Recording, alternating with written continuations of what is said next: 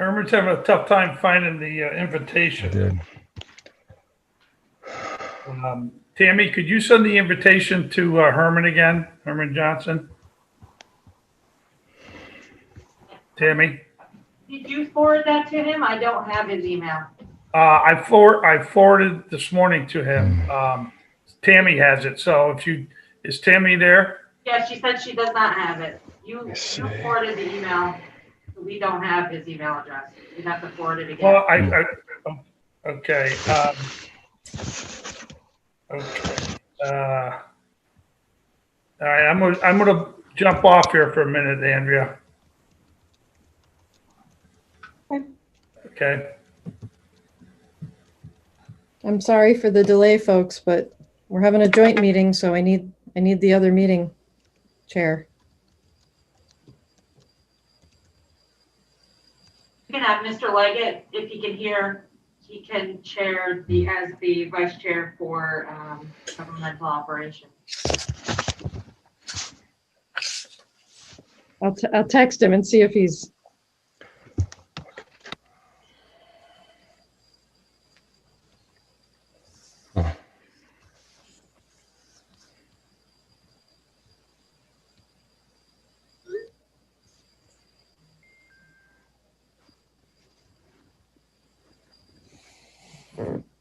Leggett's having-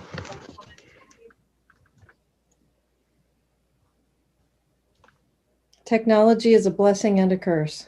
No. All right.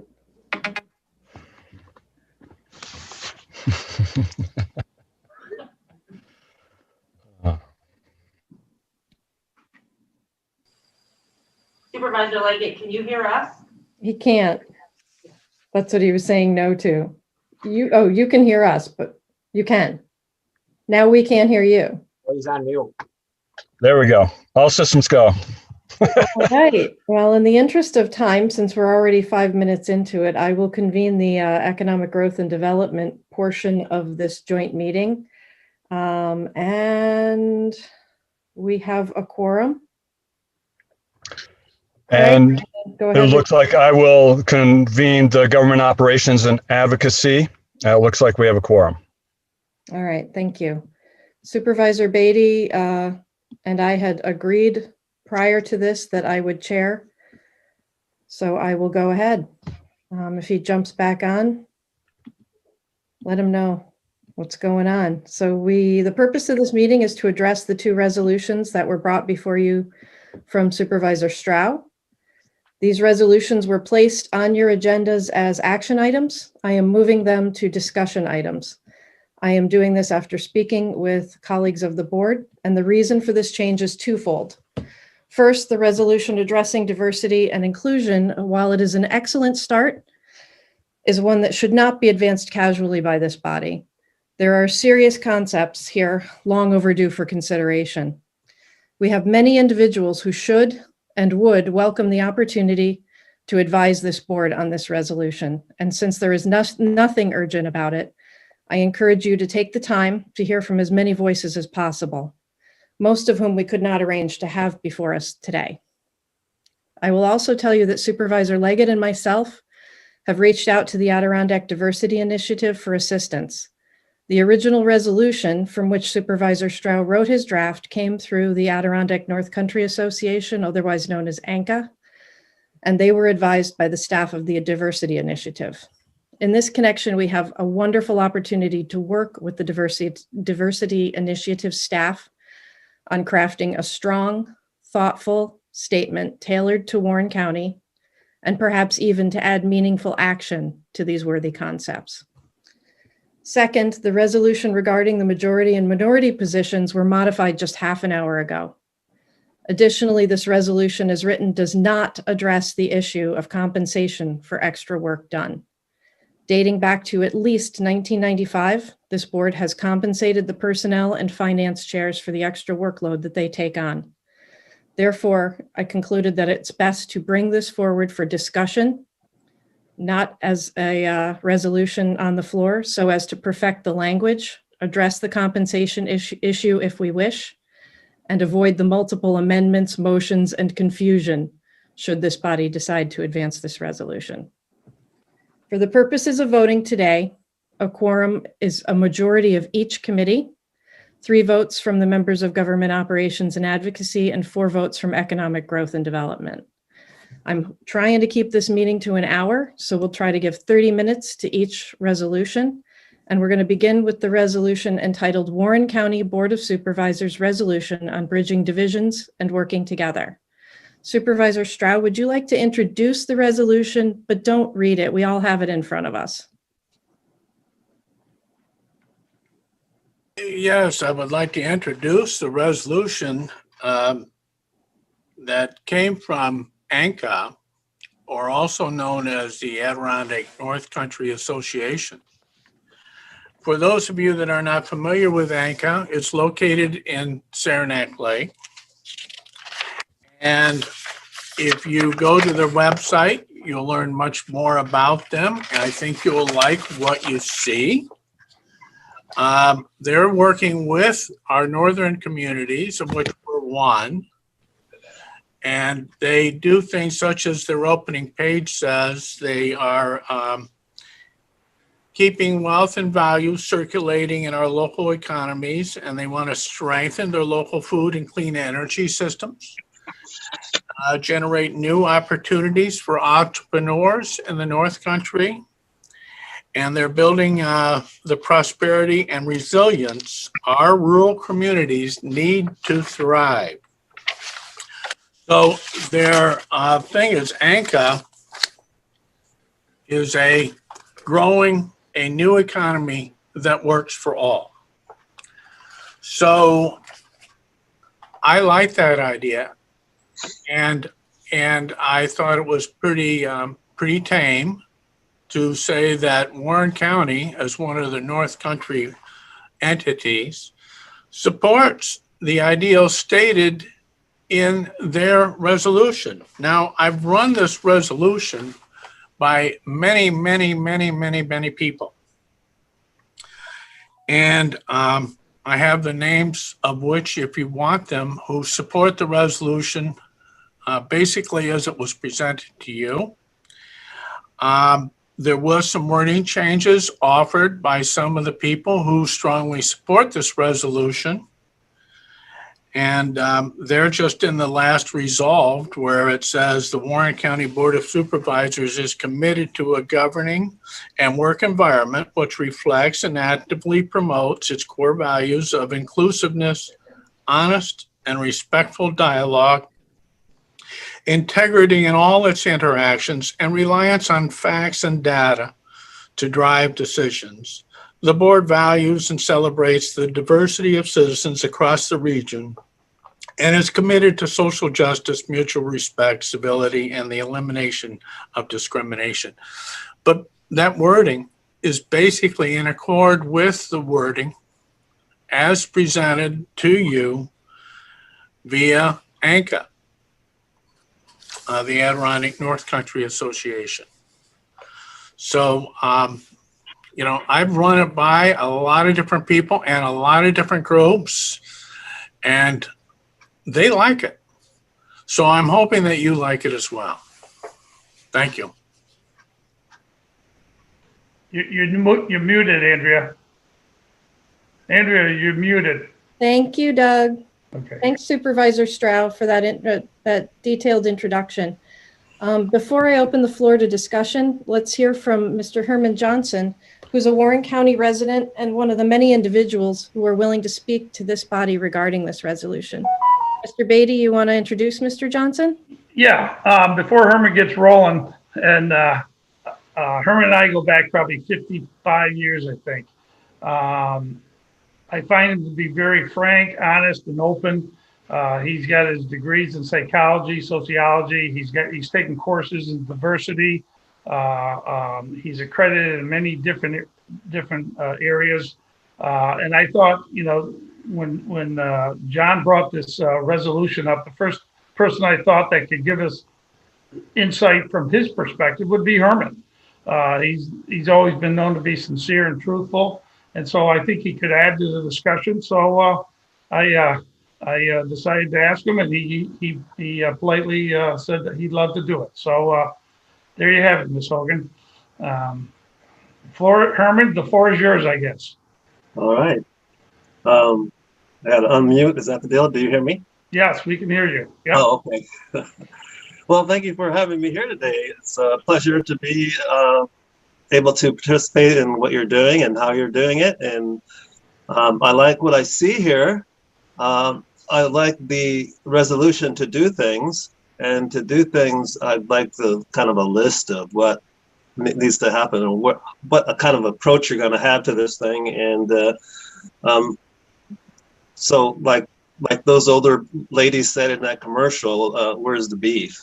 You know, there's a lot of words here, but I don't see much as far as going in a direction of any kind. So that would be my first observation after reading the whole thing and discussing it with my wife. I'm going, you know, this is great. Has lots of great words in it.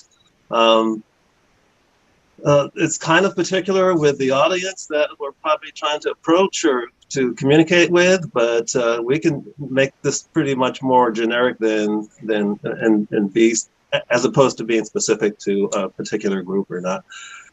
So the how is my big question on this whole thing. So as soon as I get some ABCs, you know, the logistics of this whole thing, I'll be able to put more input into it.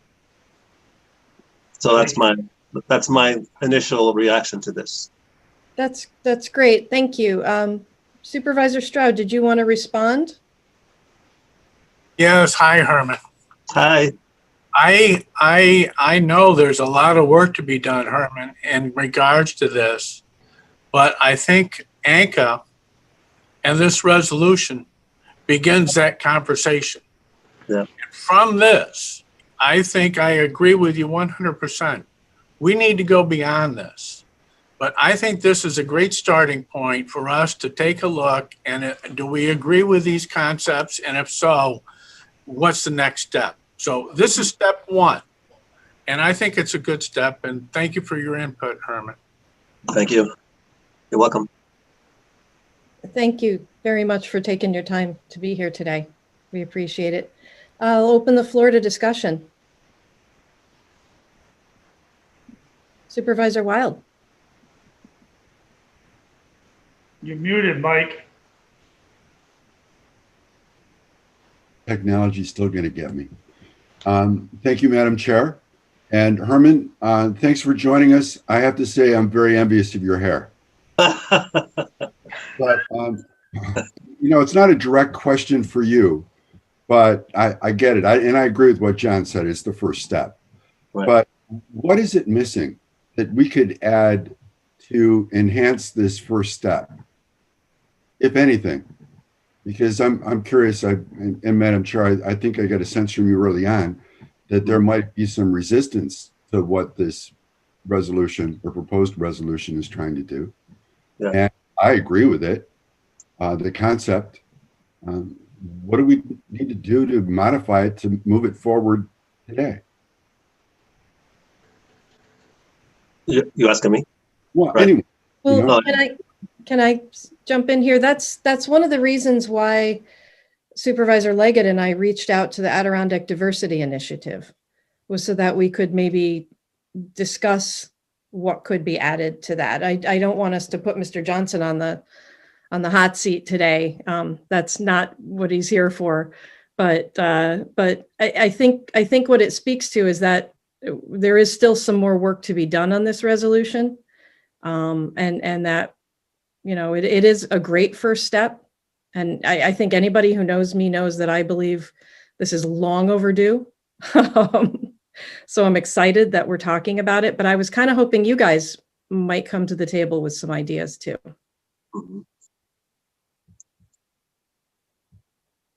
and But we also can, you know, that's the reason it's a discussion item. Sure. We'll bring it back. We can bring other people to speak to it. Mr. Johnson's welcome to join us in further discussions after he's had time to think about it. Does anybody else have anything they want to add? Supervisor Bramer? Thank you, Chairwoman Hogan. I was just wondering if the version that is in our agenda packet online, if that's the same one that Supervisor Stroud was referring to today, that we'll be moving forward with. Do we have another resolution? We had an amendment to the second resolution we'll be considering, but I haven't seen. I'm sorry. My apologies. Right. Anybody else have anything they want to add? Supervisor Leggett. Thank you, Chairwoman Hogan. This is a first step, and I want to thank Supervisor Stroud for bringing it forward. It's very timely.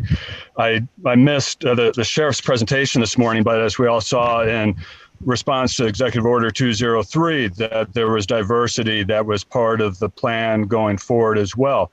It lacked certain specifics as a plan goes, but that's okay. It's a first step, and they're committed to moving forward with it. And we know that it will take time.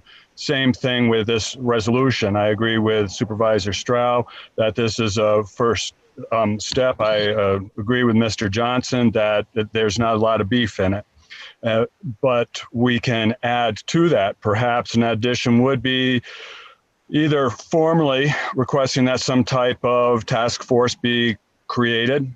I don't know if we need to mix that up in this clean-cut resolution that we have before us right now, but we keep it as a action item that we as Board of Supervisors and one of the committees picks up on and moves forward in time.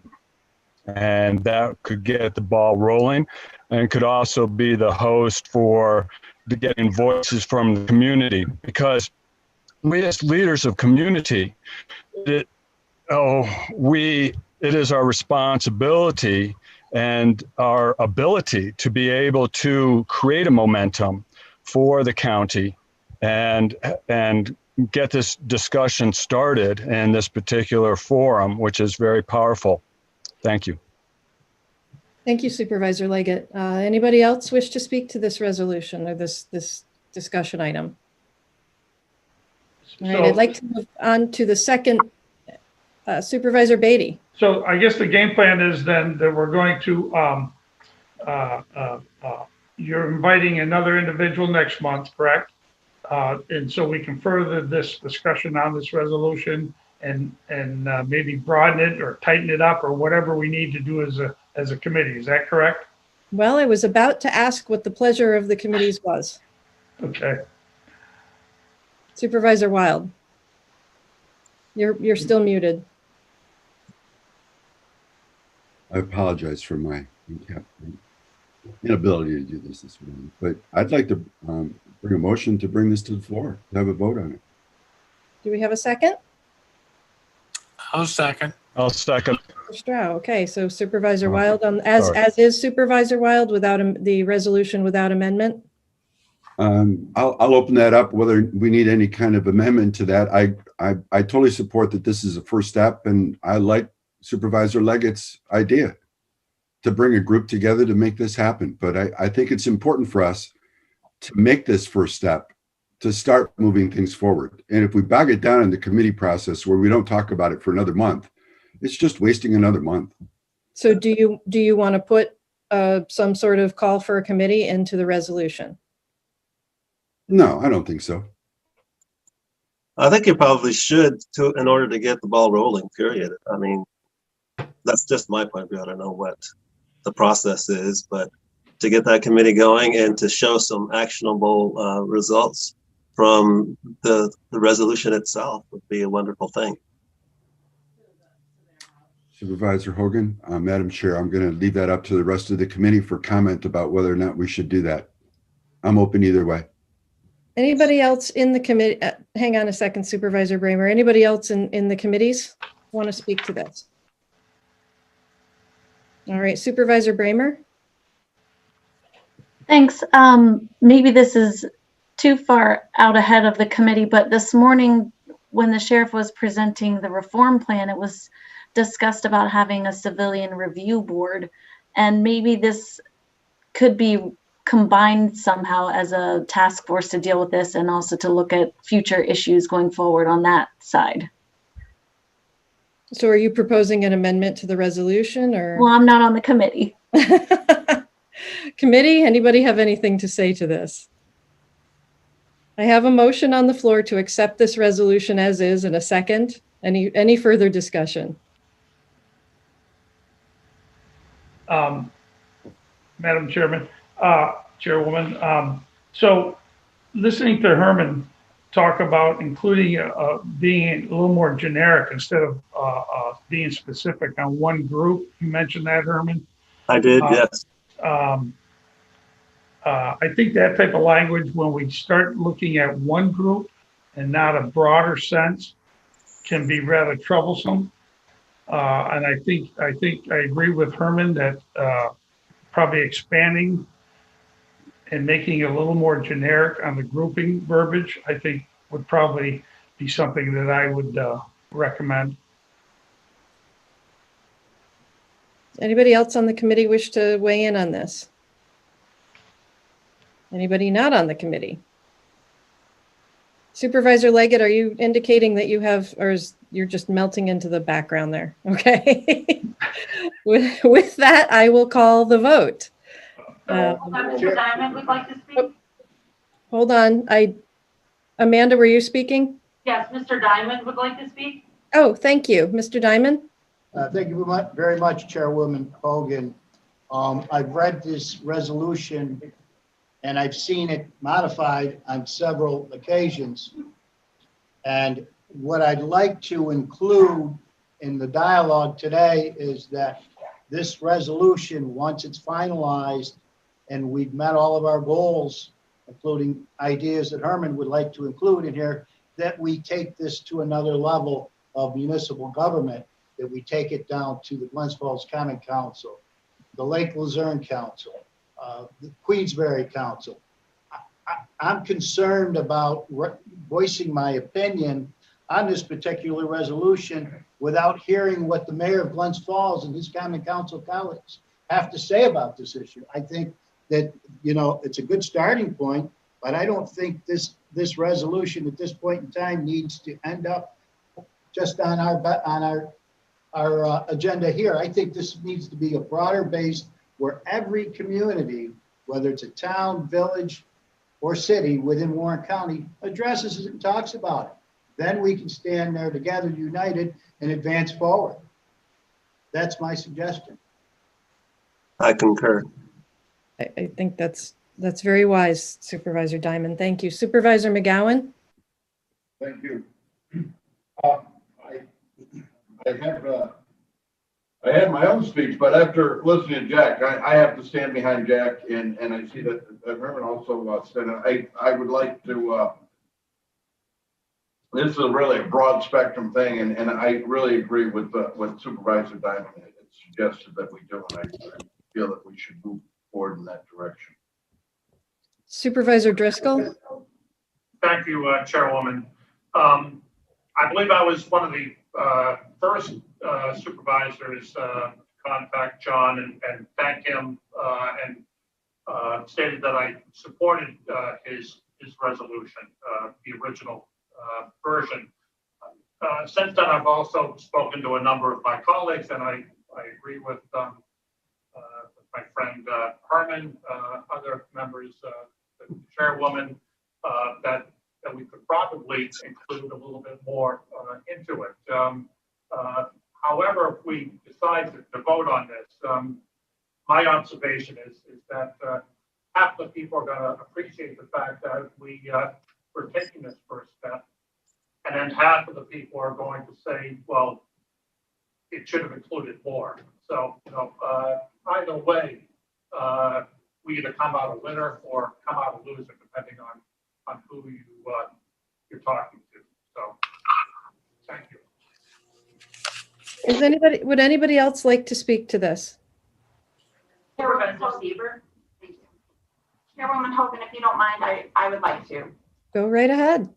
Thank you. I think this is an absolutely, as Chairwoman Hogan noted, long overdue to have this dialogue and discussion. And I'm so happy to hear almost every member of our board agree with the resolution in front of us and the intent and the spirit behind it. But today is the first day that this is before a committee, which of course, you know, highlights the need and the inclusion aspect of it, and bringing other organizations to the table, to us as the board, as representatives for the entire county. And so to that point, Supervisor Diamond's suggestion is well suited for us to spend some time to really get this right, to make sure that we are asking other legislative bodies, in each one of our municipalities, but also other organizations, and getting that additional feedback from all of our friends and neighbors. So it would be, I think, in our best interest. I'm just one person, but I'd love to see us continue to work on this type of a resolution. There's very few things that we have in front of us without talking about it and sharing information that we agree on. So I think this would be a great starting point. I'm not so sure. I would defer to both the chairs of the committees on how that gets done, but we're certainly very good at continuing to do research and look into things and hear other people's perspectives. And we have had a lot of monumental firsts on the board in the country, in our state. And I think it's all worth recognizing. And I really do, Herman, thank you for being here today and taking your time to share your thoughts with us. We're hearing a lot more about how you feel and how other organizations and communities and how else we can incorporate those things into a resolution like this. And thank you, Supervisor Stroud, for bringing it forward. I think that having both the government and advocacy agency and economic development hear this is more than appropriate. So thank you all. We are short on time now, and so I have a motion on the floor and a second. Do you guys still wish to go ahead with this vote? I think we ought to table it and have further discussion and bring in all these other municipalities on board. But that's just, I think that was a good suggestion by Jack Diamond. Supervisor Wild and Supervisor Stroud, are you willing, you want to still go ahead with a vote on this? Mike, you're muted again. Well, and again, this is a first step. And I think if you're sincere about this being a first step, let's make it that. The task force is a great idea. Adding diversity is a great idea. But keep in mind, this is something that came from a primary organization in the Adirondacks, of which we are a part of. And we're saying we support where they want to take us with this. Of course, Warren County needs to go further. But let this be a first step. And that's all it's meant to be. So we can bury it in committee and we can talk about it. It can just go on and on and on, or we can make it the first step that we need to do. So please, let's go vote.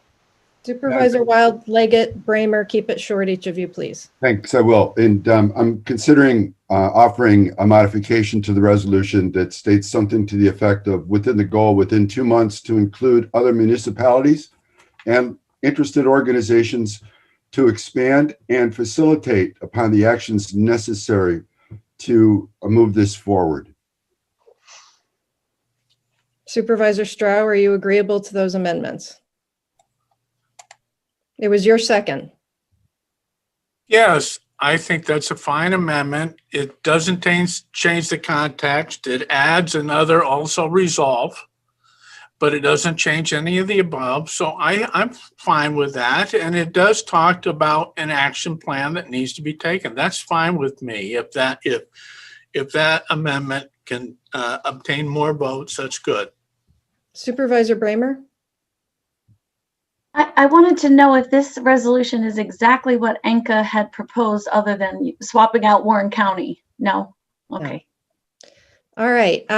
We have a motion on the floor with the amendment language. We have a second to that. I will call the vote. First, we're going to call economic growth and development. All in favor? And you wave at me so I can write it down. Stroud, Smith, Garrity. Okay, opposed? Abstain? Craig, you didn't vote. Oh, I was thinking I was on the other committee. Yes, I vote in favor. I vote in favor. Okay. With 5 voting in favor, that passes. Doug, you want to call a vote on your committee? I'll call the vote on the government ops. Yes, Amanda? Need to get a motion from your committee before you can vote. Okay. Very good. Do I have a motion to move this forward? So move. Moved by Supervisor Leggett, second by Supervisor Wild. I'll call the vote, and Amanda, please note that as chairman, I'm not allowed to vote. So, not that I would or wouldn't, but I'm just not allowed under the rules of the board. So, I will call the vote. Just a point of order, Mr. Chairman. Yep. What specifically, what rule are you referring to that doesn't allow a chairperson of a committee to vote? Under the workshop that we had a week and a half ago by the DA, or I mean our county attorney, she went through the workshop, and in there it said that a committee chairman cannot vote unless there's a tie, and to break the tie in a positive way. So that's how I read it. It was very clear. It was one of the slides, and so I'm going to follow that. I just Is that correct, Amanda? Can I ask that we take care of this out of committee? We are running really long and we've got another resolution we need to discuss. Okay. Can we get clarification out of committee? Is that okay, Supervisor Conover? yeah, that's fine. Thank you. So I'm going to call the vote. Then we've got the motion and a second. All in favor of moving this resolution along, say aye. Aye. Opposed?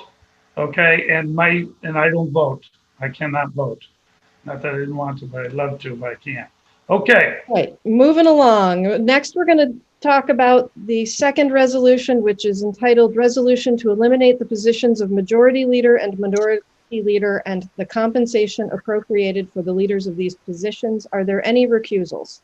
yes, Madam Chairman, I'll be recusing myself, and I'll be going off Zoom also. So if you just text me when you guys are done so I can come. It's done. He went out before he was even done. All right, again, Supervisor Stroud, would you like to introduce this resolution? And I am going to screen share so everyone can see the changes that came in less than half an hour ago. Do you need me any longer, Chairperson? No, you're welcome to stay. And Thank you, thank Harmon. you so much. You're welcome. Thank you. All right. All right, can everybody see that? Oh, that's the wrong one. Andrew, I don't know if it's just me, but I just see half a document. Yeah, I see half a doc. Yeah, I'm gonna have to scroll for you. Because for my big eyes, it has to be large. But go ahead, Supervisor Stroud. Why don't you introduce it? Yes, as you know, you had a draft resolution that was taken down to one page by Supervisor Leggett. And I believe that's the one that you're going to be showing us as you share Can this. you see it? I see 1/4 of a page. I do not see the full page. And you have the one that was the work document, not the finished product that was just sent out. Right, I tracked the changes so everybody could see what the changes were. All right, but we don't see the full resolution before us. Yeah, Andrea, any way you can get that on a whole screen for us? Always, The limits of my technology are pretty scarce. Supervisor Stroud, why don't you go ahead and just talk about the resolution? I'll try to figure this out. All right, so the resolution as just cast before you basically says, whereas the Warren County Board of Supervisors prides itself in having a long and proven history of openness and transparency, and whereas the creation of two positions of majority leader and minority leader have been created without the consultation of the Board of Supervisors and without due consideration by appropriate committees, and whereas no document that describes the mission of the positions or providing a rational basis for their existence has been shared with all the Board of Supervisors, and whereas the chairperson giving themselves the sole power of these appointments gives the appearance of a conflict of interest in that the majority and minority leaders were not selected by their respective political parties. And whereas the Warren County Board of Supervisors' long history of holding deliberations that have been open and transparent and with conduct that was professional and nonpartisan. And whereas the creation of these two positions, by the nature of their creation, appears to seek division and polarization.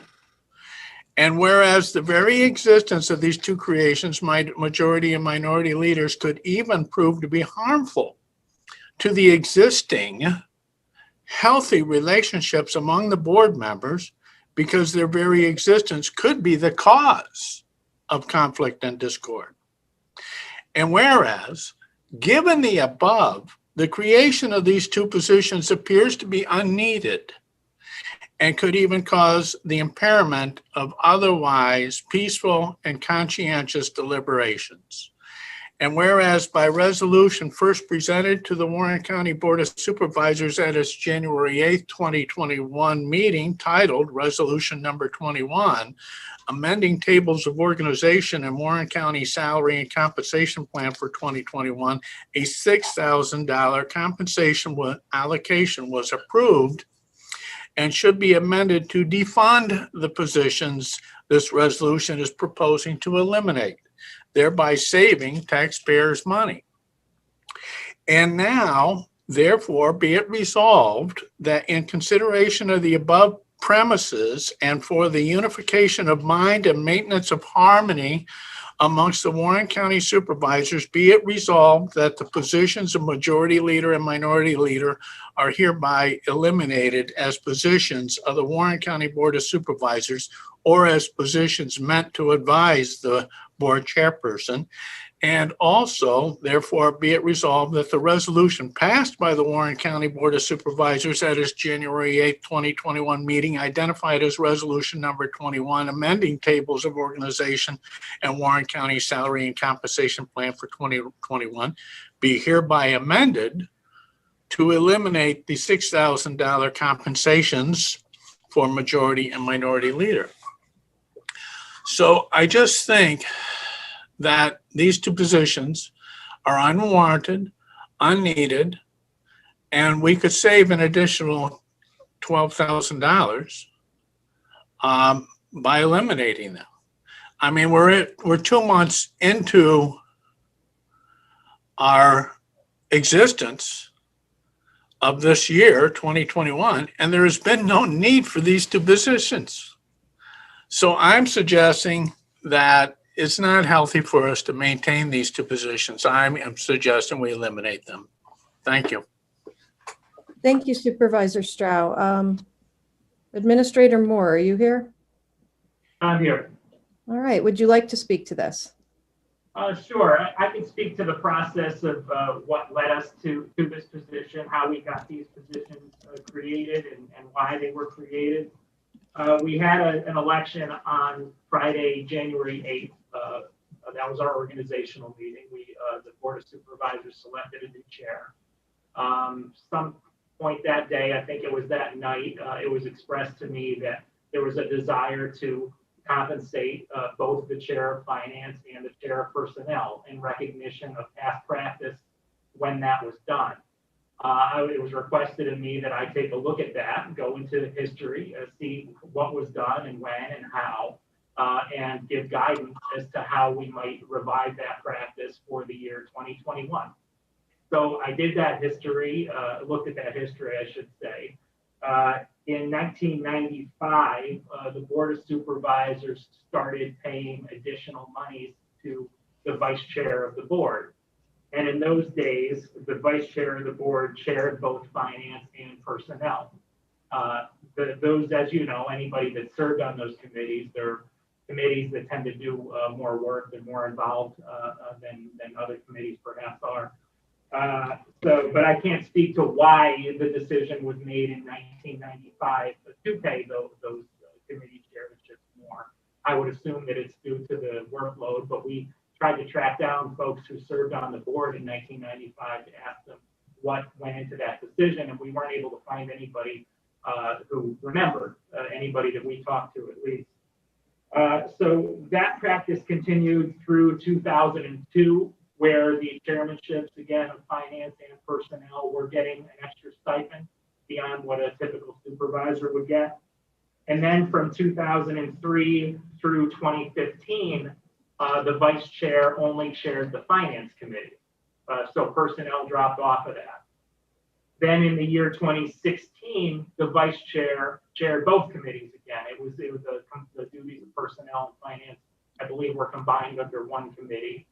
And then after 2016, it went back to just compensation for finance. So the question we were trying to address is how you could compensate both finance and personnel, as had been done in the past, in recognition of the extra workload. You always have to check these things in the state law because we are a county. We're essentially, an uber state agency, if you will. We do have to abide by state laws. They serve as an umbrella legally for what we're able to do as a county. And so the state law that I checked over that weekend was the county law. It's called New York State County Law. It doesn't mean that it's adopted by the county, adopted by the state legislature. County law section 200 is very clear. It says each supervisor shall be entitled to receive an equal amount when it's talking about salaries for supervisors. And I'm going back to quoting from the law, except the chairman and the majority and minority leaders of the board who may be paid an additional amount. And there's a subsequent section in county law, section 351, that states that the budget chair can also have a stipend so long as the budget chair is named as the Board of Supervisors budget officer. So I reported back, I believe Monday or Tuesday, to the new chairwoman that upon review of all of this, there is not legal authorization in state law to continue the existing practice of paying the finance chair, let alone paying finance and personnel. So that was the problem we were looking at right off the bat. And you can either continue doing it the same way, or you can try to abide by the law. And so I believe that was why the decision was made to, rather than pay the finance chair and the personnel chair, to create these positions of majority leader and minority leader and to award a stipend for those duties. That was a proposal that the chair made. The Board of Supervisors is the only entity that has the ability to create those positions. And that's what was done on the following Friday. That was Friday the 15th. Resolution 21 came to the Board of Supervisors to amend the compensation schedule to delete the stipends for the finance chair and to decrease the stipend for the chairman and the budget officer, and to create the positions of majority leader and minority leader and award a $6,000 stipend to each of those, as well as the $20,000 for the board chair and the $6,000 for the budget officer. So that resolution took us from a budget of $41,050 for stipends. Again, the previous stipends that were in the adopted budget were for chair, vice chair, and budget officer, $41,050. Decreased that budget by $3,050 down to $38,000. That was the resolution that was presented to the Board of Supervisors on January 15th. The Board of Supervisors voted 877 yes, 85 no, which was subsequently amended to 142 no. That was when Supervisor McDevitt requested that his non-approval of the resolution be reflected in the record. But needless to say, that those positions were created by the Board of Supervisors as a result of Resolution 21 of 2021 passing. In addition, these positions were reflected in the adopted rules of the board. Those rules passed, I believe, unanimously. And it's in, if you want to reference the rules, it's in section A1, which is the very first paragraph of the rules of the board. And it states the finance chair shall serve as vice chair, now also known as the majority leader for 2021, as provided by local law 1 of 1968, and the minority leader for 2021, shall serve as chair of the Personnel, Administration, and Higher Education Committee. So that's why we went down this road of asking that these positions be created. That set the stage for the board to create those positions on January 15th. And I believe what's been proposed for the remainder of the year is the rules of the board will be looked at again in committee in September, where anybody that has a suggestion for how to change those rules or how to improve them going forward, where that forum will be provided in committee at the time. In addition to that, just had a couple of other notes here. I would note that on this draft resolution, the third to last paragraph states that Resolution 21 was adopted on January 8th. That piece would have to be changed to January 15th. The $6,000 stipends, I'd also like to point out, those stipends are not paid in a flat amount at a given point of time during the year. They're paid as part of salary. So those stipends are already partially paid. So that if this resolution is going to go forward and be addressed, we'll have to reflect that fact, because if you amend the compensation schedule to delete $6,000 and you've already paid part of $6,000, then you've paid an amount that didn't have authorization retroactively to be paid. So those would be my initial points in adding to this conversation. Thank you, Madam Chair. Thank you, Ryan. I appreciate that really in-depth look at what got us to this point. I don't want to put you on the spot, Ryan, but I have a question for you. And this is why we pay you the big bucks. What do you recommend we do here? Well, I think it's an appropriate question. I'm here to give advice when I'm asked. My advice would be try it out. We've never organized the board this way before. Maybe it works out, maybe it doesn't. Give it a shot. That's my advice. And in September, when we have an opportunity to look at the rules of the board for next year, if we don't like the way it worked out, we can change it then. Okay, thank you. Thank you. All right, let's take it to discussion. Supervisor Wild, go ahead. Madam Chair, thank you very much. I'm not against compensation for finance and personnel, but I do have concerns about majority and minority leader, especially during an election year. It gives the impression as though they are leading those of us in one party or another. It's excluding also one of our supervisors who's not directly related to one of those parties. And I think it sends the wrong message. So my recommendation is to move forward with this resolution and then modify the compensation structure for those two chairs. So it basically does it with a local law, from my understanding. We can do local laws to supersede what the state has. And let's make it happen that way. Thank you. I apologize for cutting in if that wasn't my intention. That's not accurate. That you cannot override the county law on this matter. So if I may, Madam Chair, Ryan, is there any other way to compensate these two positions? This next section of county law, which is section 2, I read from section 1, which stated the positions that are allowed to be compensated additional. I can read from section 2, if you bear with me, it's a little bit longer.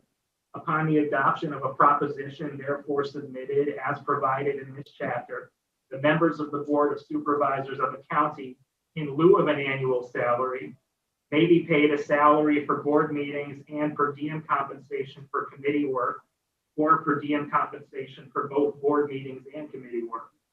The proposition may be initiated by a resolution of the Board of Supervisors or by a petition duly subscribed by electors of the county qualified to vote at a general election of county officers, a number equal at least to 5% of the total vote cast for governor in said county at the last general election held for the election of governor. Such petition shall be acknowledged or authenticated in the same manner as provided by the election law for a designating petition. The proposition may be submitted at either a general or a special election as provided by a resolution of the Board of Supervisors and shall become effective at the commencement of the fiscal year next following its adoption. The remainder deals with monies for. But what it's telling you is you have to bring it to the voters if you want to go to a per diem system. Supervisor Wild, are you done? With that question, yes, Madam Chair, thank you. Supervisor, anybody else? I see you, Supervisor Stroud. I was just trying to give other people a chance to weigh in here. Supervisor McGowan. Thank you, Chairwoman. I'm a little bit confused here. I've read both. I've seen it cleaned up. I myself look at it, in the perspective of, in the state, we have majority and minority leaders, and in the federal government, we have majority and minority leaders. And I feel with the new structure that we've had, coming up to the January 8th reorganizational meeting, is working out well. I would like to see this stay on until September, until we talk about it, to see where it goes. When you want to talk about diversity and transparency, I think this is not warranted to change right now, and I'm not in favor of it. Thank you. Supervisor Leggett, and then Supervisor Diamond, and then Supervisor Stroud. You're muted, Craig. You missed. I was just telling you how great you were. Sorry. Let's see. There's some things here that we need to recognize. I think Supervisor Stroud hit a good point here. As the independent on here, I was a little shocked by the majority minority. I have never felt any prejudice to party in my 6 years sitting on this board. And when you come and you start to define that it is this or that or us and them, all of a sudden you're setting up a distinction, and it upset me very much. I support this resolution. I just want to share with you that that the majority and the minority are really misnomers. That of all the registered voters in the county, there's 45,600. Out of that, Republicans are 19,300. They're not a majority. That Democrats, there's 12,500. So you could say they're a minority, but if you look at blank, people that are unaffiliated, 10,000, you add that on to who are independents or libertarian, that adds another 2,600. Non-Democratic, non-Republican, which would be me, would have more votes than the Democrats. So I think I should get that $6,000. If we're looking at number of votes and who's to represent minorities or majorities. And if you look at it all together, that if there was to be a coalition of Democrats and non-affiliated, they would become the majority. So then you start getting into these coalition governments, and when you start looking worldwide of where you have parliaments and such, where you're always vying for pulling together parties in order to create a majority to have a prime minister, etc., it messes things up. And as Supervisor McGowan pointed out, sure, the state has minority and majority leaders. The federal government has that. Let me ask, how's that working? How's that working? Do we really want to follow suit with that? So that's why I support the elimination of this majority-minority distinguishing thing, and I really don't see the function of it. That past Republican chairs have put in Democrats into committee chairs. I really did not see any prejudices of that. I even had a chair. I don't now, but that's beside the point. So just saying. Thanks. Supervisor Diamond. Thank you, Madam Chair. I want to speak to some points in the resolution, but I also want to talk about the process a little bit that unfolded in January. January, we had our organizational meeting. We took a vote, and at that time, Supervisor Sieber was elected to be our next chairperson. Now, with that title coming, and like many of us that serve in leadership roles or have in the past, there's some privileges that come with the title. And one privilege is to put your team together to help move your platform forward. And this is exactly what Supervisor Sieber, Chairman Sieber, has done now. This is not about politics, because it's obvious to me that she reached across the table and was willing to put a Democrat into a minority position.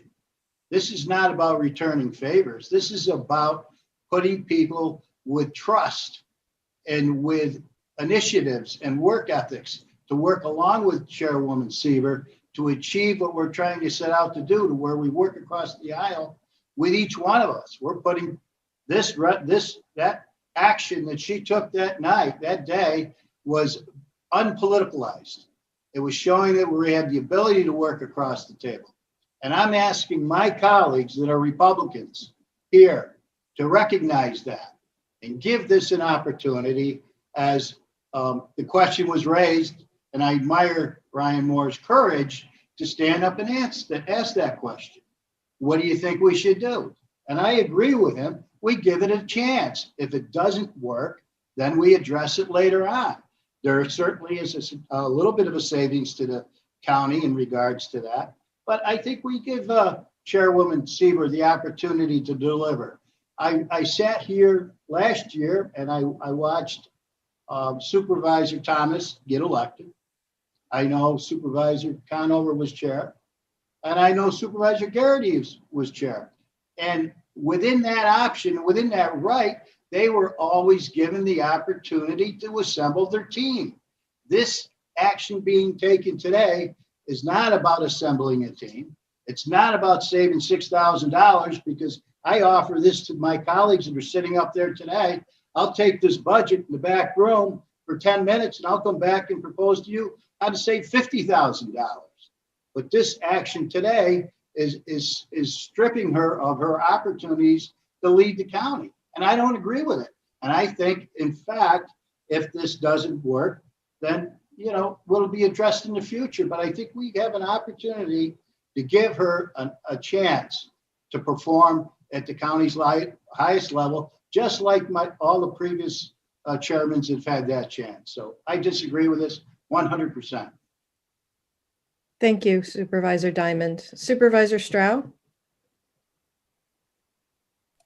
Yes, thank you, Mr. Chairperson. Well, first of all, we have 20 people, just 20 supervisors, from Thurman, Johnsburg, Glens Falls, Queensbury, Warrensburg, Bolton, Lake George, all 12 communities in Warren County. We are not Congress with 535 people. We're not even New York State, where you have 212 people. We have 20 people. We've always gotten along. We've never needed a minority and majority position. And furthermore, nowhere in Ryan Moore's dissertation did he say that these two positions are mandated by law, because in fact, they're not. They're optional. So that gets us to, what Jack Diamond was saying. Do we want the chairperson controlling where this body of 20 independent minds should be going? No. I think we worked well as 20 independent minds, and the chairperson should just preside over the meeting and let the rest of us decide, without the push and pull of the creation of minority and majority positions. Furthermore, The ridiculousness of this whole situation is that the chairperson has decided that they will select the minority and majority positions.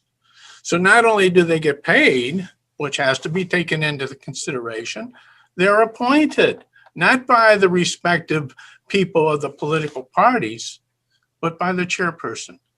This whole thing, this minority and majority position is so wrong. We can correct it and we can go on with our business, and we should. Thank you. Supervisor Conover, I see you, but I have a quick question for Administrator Moore, if you don't mind. Do other counties have the minority and majority positions? You see it for the most part in county legislatures. So Westchester County, for instance, where I came from, had majority and minority leaders. Saratoga County, where I came from before that, did not. There is at least one other county that is more like ours that does not have that county legislature form of government. That's Columbia County. They operate with a board of supervisors. Columbia County does have a majority leader and a minority leader. They've had them for quite some time. I know Chairman Morrell through the control room, and I did ask him for his perspective on that, and he thinks that process is that protocol, or whatever you want to call it, has served Columbia County well. He didn't have any complaints about it from a structural standpoint, and he did say on the positive that it seemed to help them communicate better, and to they have regular caucuses where they go through all the legislation that's coming before the Board of Supervisors. In his opinion, he expressed that those caucuses allow for more give and take and more interaction from all board members on issues that come before the board. So overall, you're saying Columbia County's pleased with it? I think that was a fair recap of my conversation with Chairman Morrell. Yes, but I only talked to Chairman Morrell. But he thought overall it was a good thing. Okay. And I have a question. We're the proposal that's here is to withdraw these positions. We don't have a proposal for replacing that compensation for the extra work that in the past we have always recognized that the personnel or for a time personnel and finance and for just a short time just finance. Does anybody want to address that, or we want to get rid of it and not pay these people now? Is that what you're looking to do, Supervisor Wild? You're on mute. Son of a gun. I didn't swear. This is son of a gun. So I have two things. One for Ryan Moore and one for the rest of the committees to consider. But Ryan, we have been in violation of law for a number of years for compensating finance and personnel. Can you explain, after I finish my next comment, what the consequences are for us continuing that? Because we've been doing it for a long time, from what I understand. And secondly, to respond to a comment by Supervisor Diamond, I agree that it is the chairwoman's ability to build her team. This resolution, in my mind, is in no way set to eliminate or impede her ability to succeed. I want her to succeed because it's a heck of a lot better than having her fail. So I don't believe that's the case, but I do have an issue with the public's perception about minority or majority leader, which impacts me. I'm not sure about the minority side, but I have not once heard from the majority leader. Don't have any idea what the majority leader does. And I know when we're out campaigning this fall, and this is a big issue, we all know Supervisor Beatty. It will be top of his list. He will tell everybody that he's a majority leader, and people will think that he runs the Republic. Supervisor Conover, and then we'll ask Administrator Moore to address Supervisor Wild's comments. Thank you. Well, it's no secret. I wasn't thrilled with this change from the very beginning. I believe my words were, well, if it's the consensus of the board that at least it should be done the correct way. And this is how I hear this. And one other thing, the comment was made that this was adopted at our organizational meeting. It was not adopted. In fact, what happened at the organizational meeting was that the rules of the board were tabled. For example, we could have adopted the rules of the board, and then this could have been advanced as an amendment at a later date. So I have some concerns here, and I also have some questions and concerns that we don't have to answer today. It was mentioned, well, you know, in September we can do whatever. Are people suggesting that these amendments sunset? Because I don't recall any sunset provisions that were put into the rules of the board. And do the rules of the board sunset at the end of a year? So therefore, if we don't adopt rules of the board come January, we have no rules of the board? Or do the previous rules stay in force until we adopt new rules? And this is important because of the very significant vote that's required to, as I understand it, to change the rules of the board. So we've, in a very real way, I think, have a bit of a dilemma that way. And I don't want to confuse the issue any further, but I think that some real thought needs to be given to exactly what's happened here. Now, my understanding is the reason they appended, if you will, the minority and majority titles to our rules of the board, our organizational rules of the board, that included that the chairman of finance also act as deputy chairman of the board. And isn't it interesting that in all the decades that existed, never was that ever raised. Never was it ever raised by our auditor. Never was it ever raised by any of a couple of different treasurers, maybe 3 different treasurers. And oh, by the way, isn't it interesting that it was never raised by a state controller in any of the audits that they did or any of the private audits, independent audits that we've had completed? I find that very curious. But nevertheless, we now made a determination that this was a major problem that needed to be resolved. And the only way to resolve it was to append what are, by any definition, 2 political positions to our organizational structure. So I have issues with this up and down across the board. And as far as I'm concerned, any resolution that's put out there to terminate these positions, I support.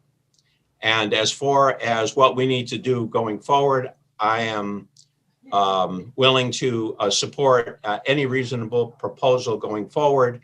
And then the chairwoman, like any chairperson, can pick their chairs as they see fit. And because the ability to pick a chair belongs with the chairperson, and I think that should stay that way because that's how a chairperson assembles their team.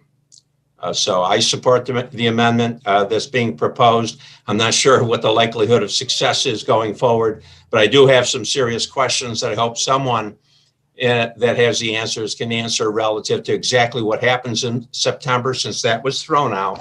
Does this sunset? I don't recall sunset provisions. What happens to the rules of the board in January?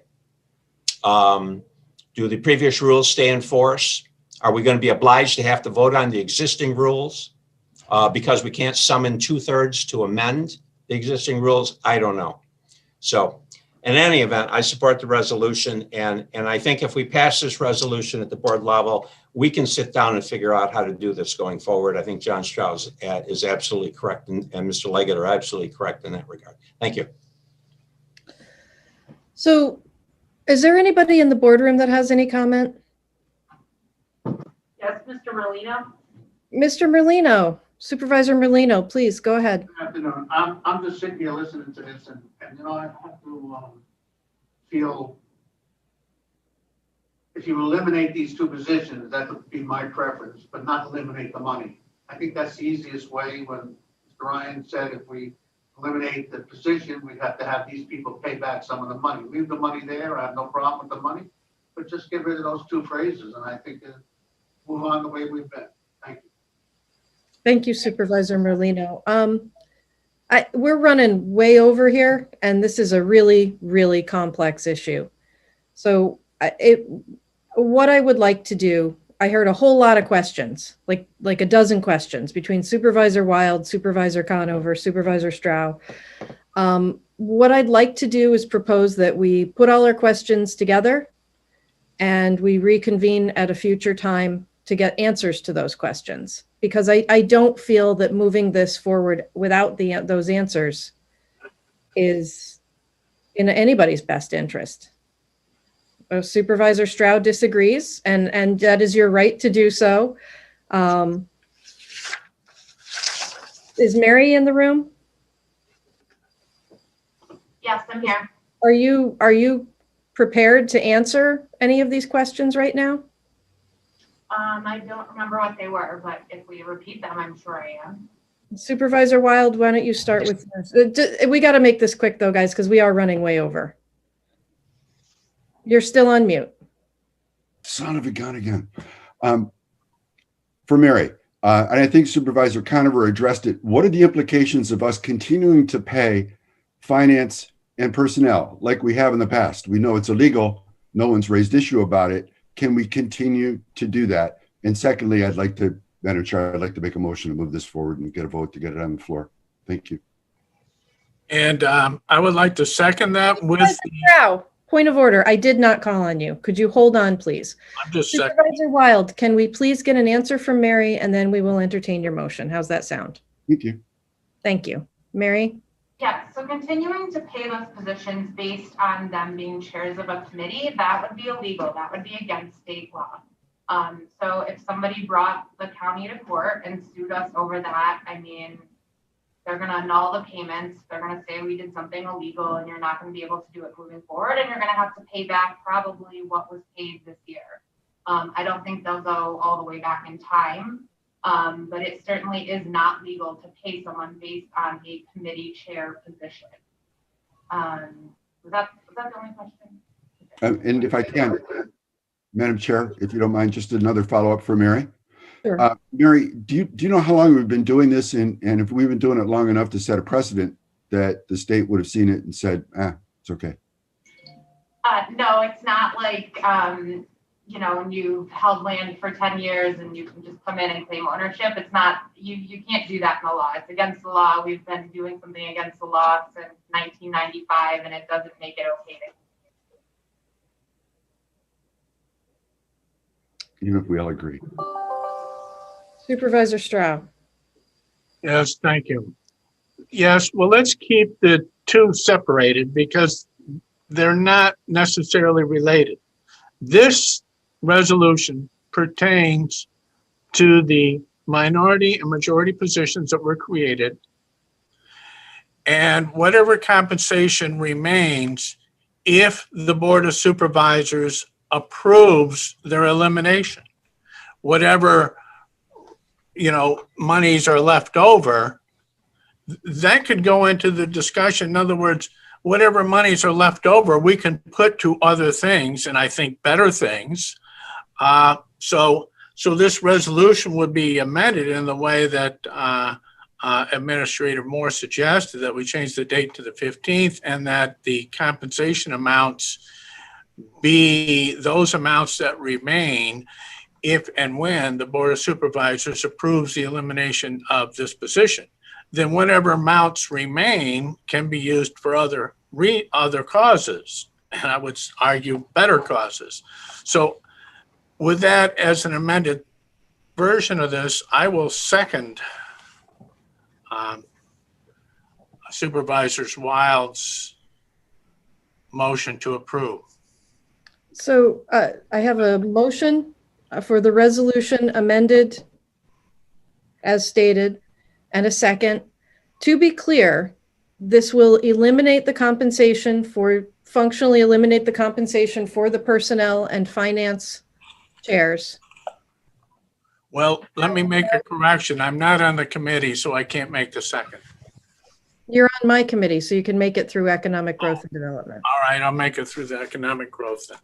But to be clear, this is eliminating the compensation for those two positions, and we legally have no path forward to compensate these positions that we have done so for the past 30 years or more.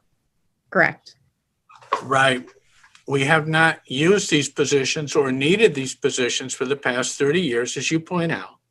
Right, but they are attached now to other positions that we have compensated illegally. You can work that out afterwards. This resolution is to eliminate the position, and whatever remain, and if approved by the Board of Supervisors, whatever remaining compensation goes back and can be used otherwise.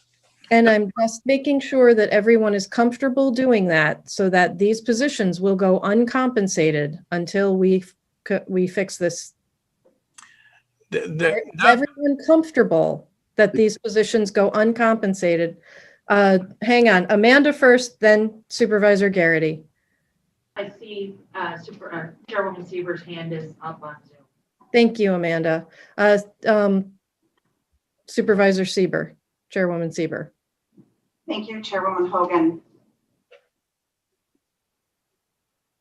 If you're going to vote on this amendment, I would please respectfully ask that the two people that made the resolution request, and I take issue with a number of whereas because I believe that they're factually inaccurate. But right now, as Chairwoman Hogan has indicated, we don't have the time to get into all the reasons why I think that they are inaccurate. But I'm asking for one amendment.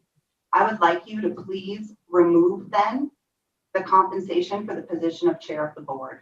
If you're going to remove compensation for other people on this board that have been tasked with and asked to do additional work in terms of the majority and minority positions that are legally allowed by law, which are the only ones legally allowed by law to be compensated. The budget officer is under a separate section of law.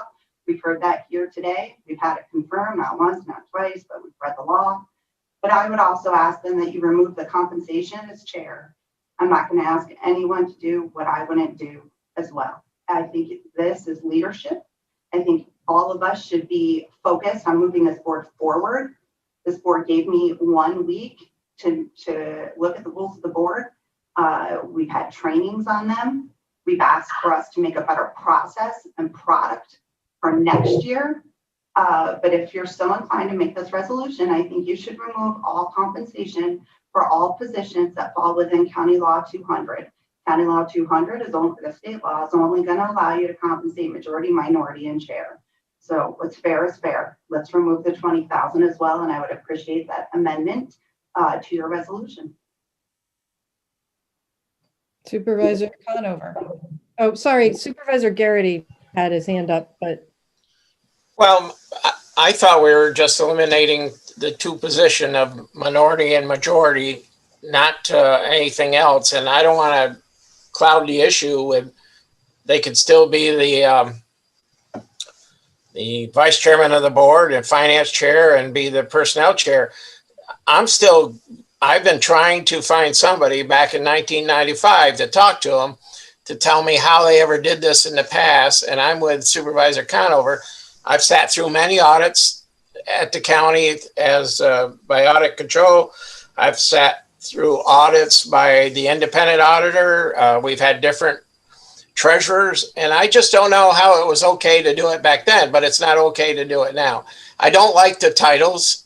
I don't think the titles, it was kind of sprung on us. This is what you had to do. I don't like the titles. I'm not out for taking the compensation away from the people because there is extra work to do in all those positions. So, I would vote to eliminate the titles, not the compensation. So I'm in a quandary, but I still don't understand how we could have done this since 1995, and it was never an issue. Mary, would you like to answer Supervisor Conover or Supervisor Garrity? I don't have an answer for that either. I wasn't here in 1995. And my suspicion is either that the finance chair was budget officer as well, or that the law changed since 1995. But I can't tell you that without looking at it right now. Thank you. Supervisor Strauss, Supervisor Conover, Supervisor McGowan had their hands up before you. So Supervisor Conover first. Yeah, Mary just inadvertently, I support what Kevin's saying. Mary just inadvertently gave you one option, even if it was illegal. Our rules could state that the chairman of finance is also the budget officer, or the budget officer is the chairman of finance, in which case there would be that compensation at what we set as the compensation. And there might be any of a number of other possible answers to this. But on the point of should we be taking two political positions and bring them into the rules of the board, I just think that's just was and is ill-advised. And I just and I think the way out of this is to do away with those two titled positions, get them out of the rules of the board, and then we'll figure the rest out as we go forward. But and this would have happened had we adopted the rules of the board in January and then sought an amendment or amendments later on. Part of the problem we're going to have here going forward, just to be clear, is that to summon the votes that are going to be necessary to reel this back is going to be a real issue. And I'll ask the question again: what exactly happens in September? It's been suggested that this is some type of trial. What I want to know is, come September, are you telling me, Mary, that this, or Amanda, that this sunsets, that there was some sunset provision that was interjected that I didn't hear? Is that what I'm hearing today? Could I ask, is there an answer to that? Yeah, there's no sunset provision. The next chairperson would have to change or amend the rules to remove those positions. If they do not remove those positions, it's exactly the same for next year. So I want to go to my point. Somebody suggested, well, we're just trying this for a period of time, and if it doesn't work out, they don't sunset here, ladies and gentlemen. They are the rules of the board until such time as the rules of the board, I believe, are amended. And then let me follow on with one other question. In January, we adopt the rules of the board. What happens if we don't adopt the rules of the board? What rules do we operate under? All right, guys, I'd like Mary to respond to that, if she could. That's fair. Mary? Sure, you continue operating under last year's rules until you pass. Exactly, just what I said. So here's my point. For those that have said this is 1 year and we can, that there's some kind of sunset provision, that is not the case. And quite frankly, even come January, we're going to have to summon the votes necessary to amend the rules of the board, just what we're considering now, to reel this back. So as far as I'm concerned, we might as well deal with the issue right now. Thank you. Supervisor McGowan. I'm going to abstain right now. Thank you. Okay. Supervisor Strauss has spoken a couple times. Is there anyone who has not had the opportunity to speak to this who would like to? Supervisor Strauss, go ahead. Thank you. But let's keep in mind, let's not clutter this resolution. All this resolution says is that these two positions are not needed. We should eliminate them, and the compensation that goes to these two positions should not go to these two positions. So whatever compensation remains can go to the other people that actually do work. I'm all in favor of that. But let's not clutter up and mess up. This resolution is pretty simple.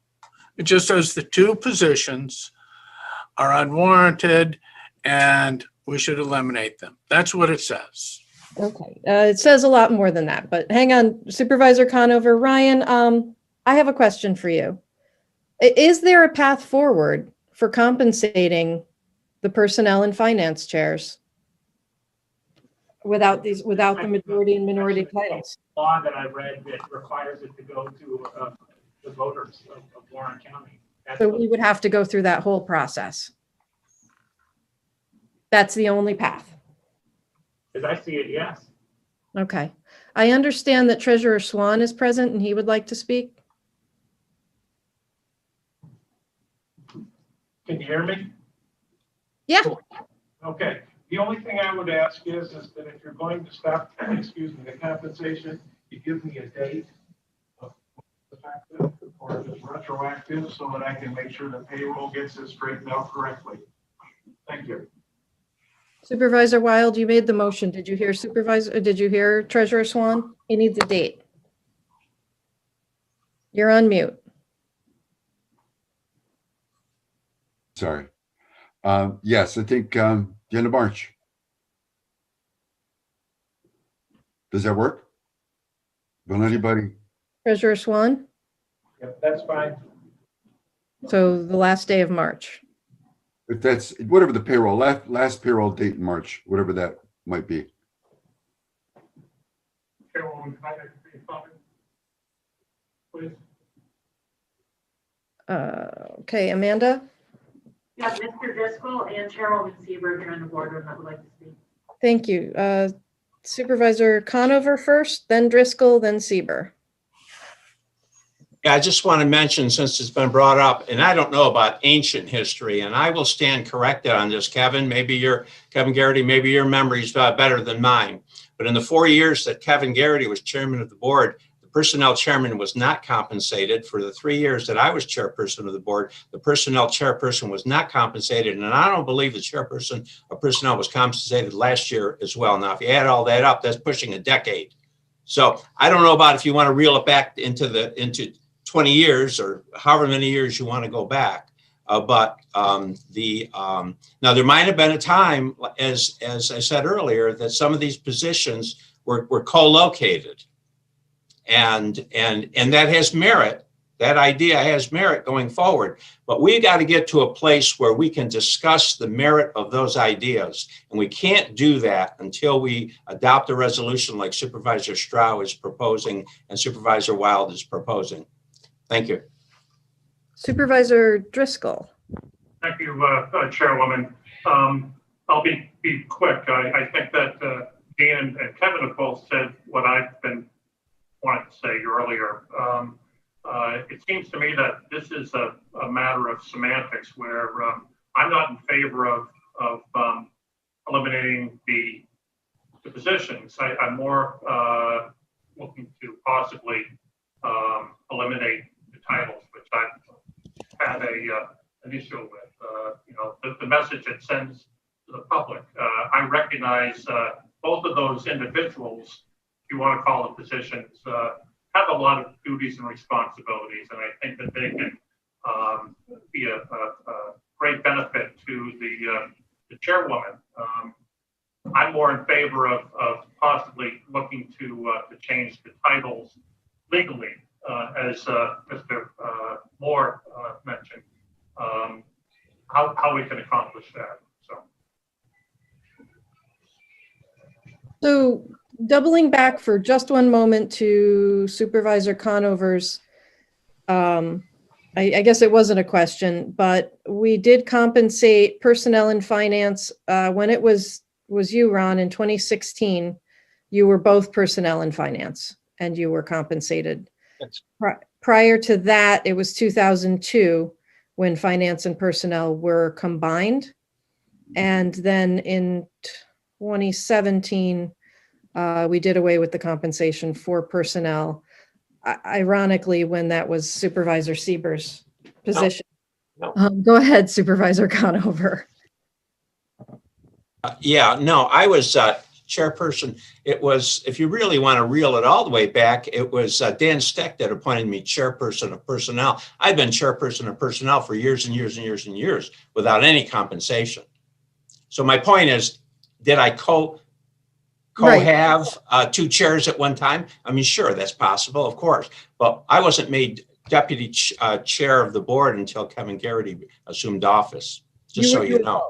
So right. I had been chairman of personnel prior to Kevin becoming chairperson of the board. Thank you. I only had the compensated positions in front of me, so that's what I was seeing. I've got Supervisor Sieber, I've got Supervisor McGowan, and Supervisor Garrity, who would all like to be heard from. I am so sorry for running so long over. Can we call a question? I feel that this is important enough that everybody needs to be heard from. Supervisor Leggett? I'm running out of time, Madam Chairwoman. I'm sorry for that. Supervisor Sieber, what did you want to say? Thank you. I was just looking to have some clarity on the rules of the board and ask our administrator to clarify exactly how these rules of the board apply for this year and this year only. I also wanted to state we vote on many things. We have many resolutions on this board that we take the time to talk about, to bring to committee, to work on, so to speak, that we have to pass this resolution in order to discuss it. A task force, a part of our committee assignments with government operations and advocacy was to look at the rules of the board for next year. It is long, long overdue, much like our inclusion and diversity resolution that we are talking about.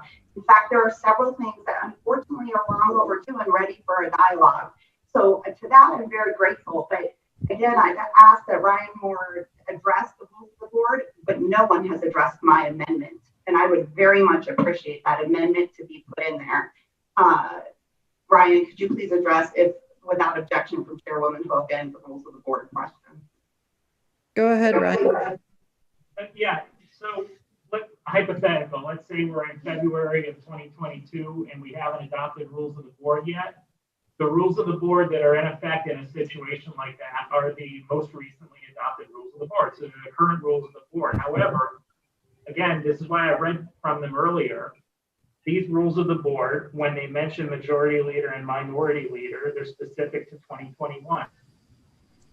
So if we're in that position in February 2022, haven't adopted new rules of the board yet, the rules that are in existence are not prescriptive to the way those positions are handled in 2022. In my view, they are sunsetted in 2021 by virtue of the way they were written into the current rules of the board.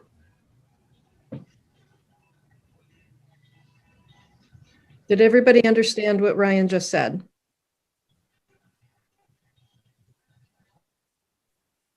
Supervisor Conover, Supervisor McGowan, Garrity. Yeah, I would put this out. I mean, I don't know what's going to happen to this resolution today. I hope it passes. And I hope it passes at the board level as well. But should it not pass at the board level, then I would say to those that would vote against it at the board level to introduce an amendment that sunsets this provision so that we can properly engage this at the next rules of the board. Because if we don't do that, I'm here to tell you, we're going to live with this for a very long period of time. So I hope it passes today. I hope it passes at the board level. I'm certainly encouraging everyone to pass it. But should it not, I think given the sentiment that you're hearing here today, I think it's incumbent on those that would vote against this to introduce sunset provisions on those provisions. Thank you. Supervisors Garrity and McGowan, I'm really sorry. I just need to move things along. And Supervisor Garrity, it's your committee we're chewing into now, so I apologize.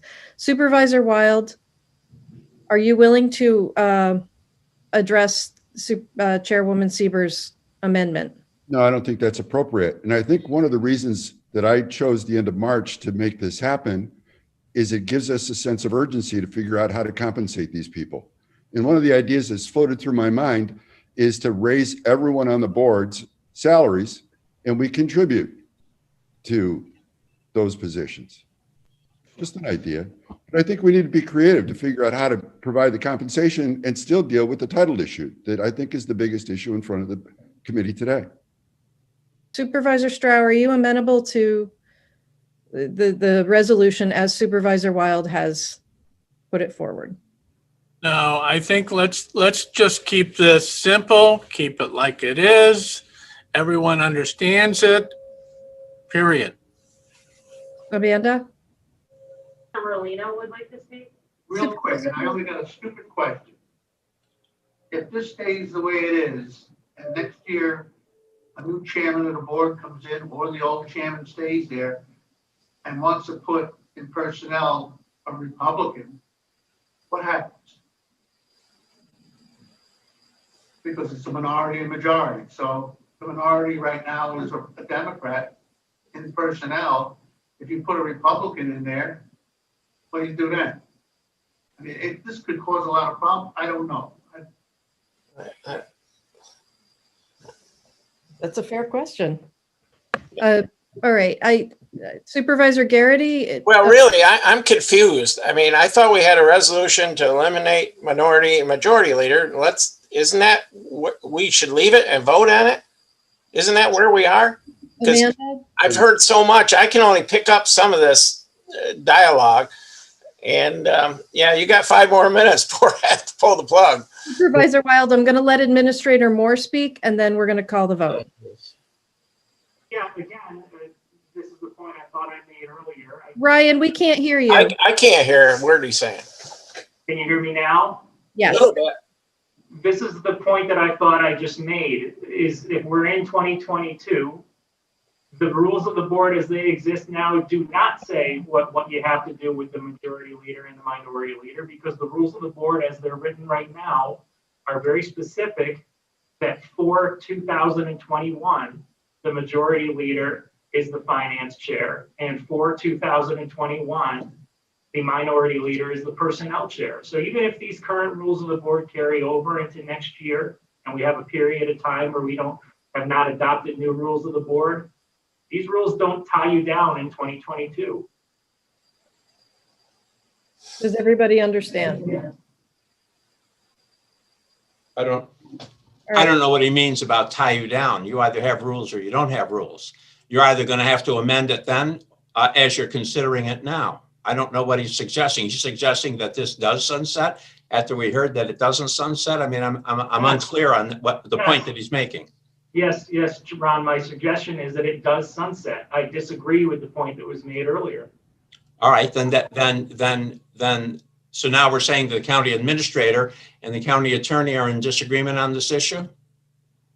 Yes, I think that's fair. Okay. So can I know you guys have, you want me to call the vote.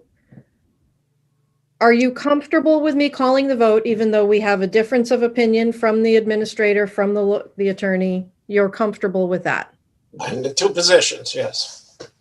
All right, I will call the vote. I'm calling it for economic growth and development. All in favor? Aye. Opposed?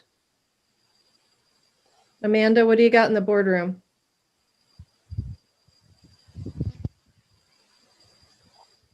Are you voting in favor or against, Mr. Merlino? The only one on your committee in the boardroom is Mr. Merlino, and he's voting in favor. Okay, thank you. Craig, go ahead. For government operations and advocacy, all those in favor say aye. I'm sorry, Mr. Leggett, before you can vote, you need to have a motion from your committee. I'll make the motion. Okay. Supervisor Wild, second by. Who's on my committee? I'm sorry. Supervisor Conover. Is Sylvia on? Supervisor Smith, second on there. Thank you. Call the question. All those in favor say aye. Aye. Opposed? Abstentions? Hearing none. Motion carries. Okay, now I have a question for, I guess, Mary or Ryan. This resolution now needs to go to personnel or finance, is that correct? Yes, it goes to personnel because it's a compensation schedule amendment. Do we need a resolution to refer it or? No. Okay, thank you very much. All right. Thank you, Chairwoman Hogan. Yeah, you want to convene you want Adjourn? I need to get public comment too. Is it pressing, Supervisors Garrity and Conover? Because otherwise I want to hear from the public. No, I can talk to the attorney later. Mm-hmm. I was just going to make a motion to adjourn. Sorry. I need to hear public. I got you. Okay. John? Yes, we have a few comments from a person identifying themselves as June Maxim. One is, why is Hogan conducting the Governmental Operations Committee meeting? She's not even a member of the committee, ? Well, I can speak to that. I wasn't. I was conducting the joint meeting, and as you just saw, Craig was called the question for government ops as the second chair there. Any more Okay. comments? Yes, another comment from an individual identifying themselves as June Maxim. I want to hear from the committee members, not Ryan Moore, who with Rach is the reason why the Stroud resolution was made. All right, and these all are comments that were sent to me via email by this individual identifying themselves as June Maxim. This one was sent before Supervisor Beatty recused himself. That says, why hasn't Douglas Beatty recused himself and left the meeting, considering he's required to do so as the majority and minority resolution directly affects himself and his financial benefit? He is ethically and legally precluded from participating in this meeting. So Beatty is involving his personal friends to speak. Biased much? I'd appreciate a response, and in particular, Beatty's immediate recusal. That's obviously moot because he did recuse himself. Is that it? That's it. All right, thank you, Don. All right, I will entertain a motion to adjourn the economic growth and development portion. Supervisor Garrity and Supervisor Wild. All in favor? You guys going to vote? Aye. Aye. Sorry. You. All right, Craig, go for it. Okay, motion to adjourn government. Wild and Smith, thank you. On the first and second, all those in favor? Aye. Yeah. Motion carries. Adjourned. Thank you, everybody. Thank you.